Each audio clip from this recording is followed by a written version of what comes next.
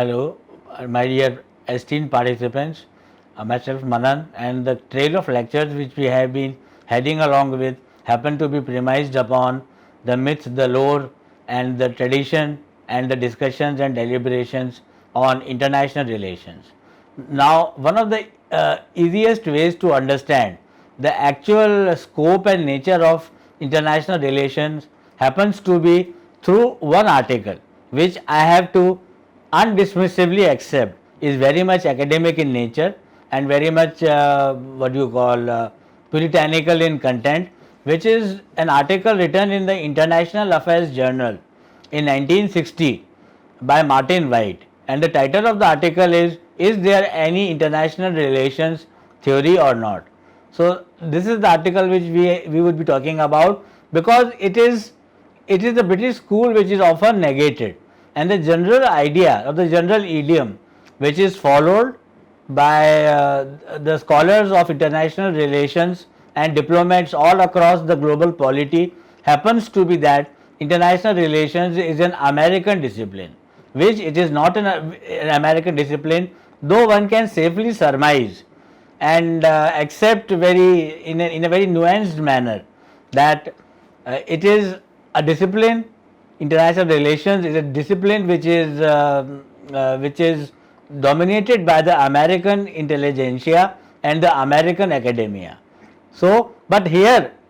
the seminal article which is often quoted and which happens to be the first class amongst the litany of classes that take place on international relations, it begins normally with Martin White's article, founding article of international relations, as I would like to nomenclature it. It is the question he raises in this journal is that is there any international relations theory or not? Now, if you look into the text of the article, what we are going to find that Martin White held the chair of Aberystwyth in UK, and during one gathering of the Political Science Association of the World, he actually declared the handicaps and the nuanced lacuna which permeate the entire nook and cranny of international relations. For example, he went on to give initially 2 points. 2 themes are something which he insistently harped upon. The first theme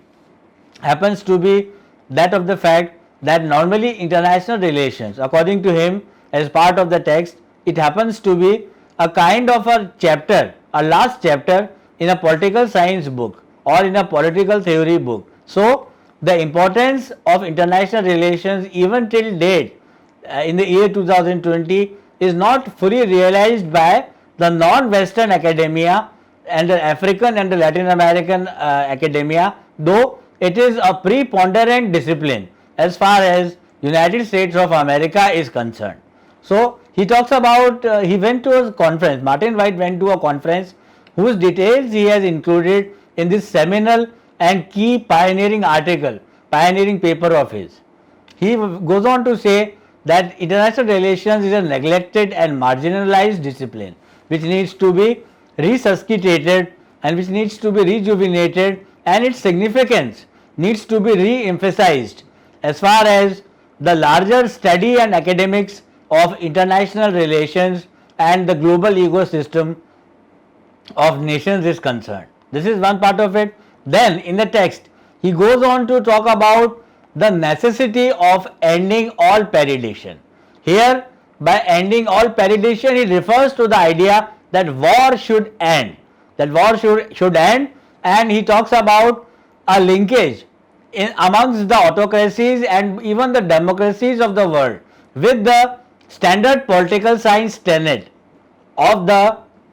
divine right of kingship. He talks about the divine right of kingship and goes on to contend that all the regimes generally follow as a personal national interest oriented foreign policy, and even as part of public diplomacy, they follow the general idea of divine right of kingship. Then he goes on to talk about the importance of civil war and internal conflict amongst nations. It is a very, I must apologize to you that I am really being very hard on you by throwing such a lot of academic IR jargon at you, but if we go through this lecture, if we tolerate this significantly singular lecture on international relations theory and why is there no international relations theory, then we would be better placed to understand as bureaucrats, as academics and as practitioners of public administration the general base, the general premise and the general substratum of international relations. So Martin White talks about, in the next theme as I was talking about it, he talks about the similarity between international war and internal war. Now Martin White gives an example to quote, wherein he quotes Michael Mandelbaum, an American IR scholar who has gone on to compare all the international conflicts involving bilateral actors with the American Civil War, which occurred during President Abraham Lincoln's regime between the year 1861 and 1864, which finally led to a stronger, stealthier, wealthier and a more prosperous and influential nation state of United States of America to emerge, where the northeastern sea valleys style and panache was amalgamated and blended together with the southern part of America, that is the cotton growing and slave owning United States of America. So what Martin White says, as he quotes from Michael Mandelbaum, is that any war, whether it be a Sino-India war, whether it be a Russia-America military confrontation, or whether it be individual subsets of wars during the World War I and World War II, they all happen to be a replica of the American Civil War, because Michael Mandelbaum talks about the war being a cleansing device, a cleaning device through which we can dust the room of the international system and come out with an answer and solution to the problem of war. And the perdition is the term which he uses for war, perdition I am talking about. So these are the few issues which he talks about. He talks about several sources of international relations, wherein he talks about the Irenists, the Machiavellians, the Lord Canning's dispatches to the railway office in Great Britain, and the idealists and several other Kantians. So he also went on to finally make a striving to extricate international relations out of the larger mental and the larger jargon of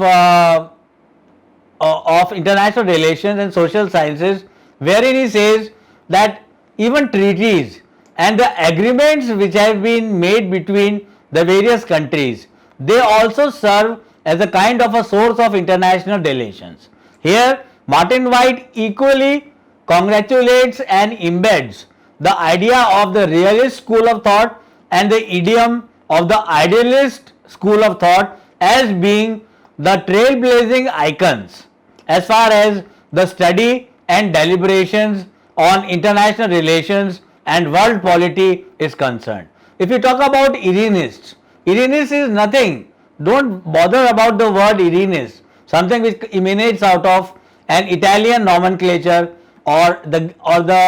Hegelian or the Greek lingo. Even in this he says that idealists are the Irenists, wherein he says that idealists talk about the beauty of peace, the beauty of international cooperation, and they talk about a value laden and an ethically oriented and ethically run foreign policy which should become the norm de plume as far as the international system is concerned. He talks about Machiavellians too. Now when we talk about this particular seemingly jargonized word Machiavellians, then we can simplify it further. Machiavelli, the full name goes as Niccolò Machiavelli, was a kind of a traveler, a diplomat and an elite noble class belonging to the town of Florence in Italy, and he happened to be a traveler very much like in the cowboyish tradition of United States of America as part of a Western epic, if we can use a similarity or congruence with the Western epics, with the Westerns as the Hollywood would like to put that name as. So Machiavellians, Irenists and the kind of reportage of the development of international relations through the reports published by the British in the railway sector in the second half of the 19th century. They all serve as a kind of a source of international relations. So, finally, it ends with the general idea, the text of Martin White ends with the general idea that perdition has to be controlled, perdition has to be contained, that is, there should be an end to war. And there he takes the example of Guernica, a painting by Pablo Picasso, wherein he depicts that the painting depicts a horse which is being maimed by a bull, and bull is the conquistador or the aggressor nation, and the horse is the innocent, and the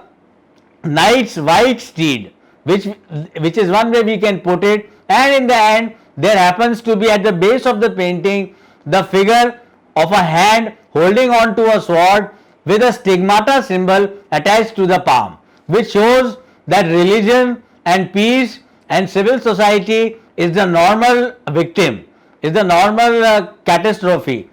and it is a diabolical consequence of war and perdition, as this is the word which Martin White normally uses. And Martin White ends with the idea that how during the First World War and the Second World War the French were attempting to just discern, make the world discern between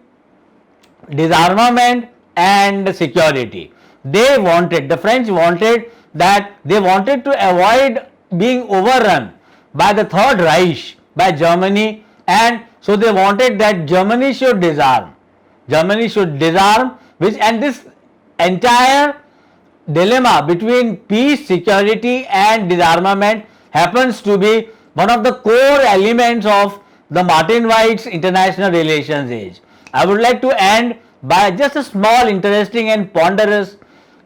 information about myself. I have written this book, I have penned down this particular book, which is titled as American Interventions and the Rationale Behind the Oregon Trail, which once again happens to be inspired by the all founding ethics and the preamble of international relations, which happens to be Martin White's seminal article in International Affairs, questioning and deliberately picking at the social science scholars that what do we know and what do we comprehend by the question, by the poser, that is there any international relations theory or not. Thanks a lot participants, and thanks a lot for your patient hearing. Dhanyavad. Pranam.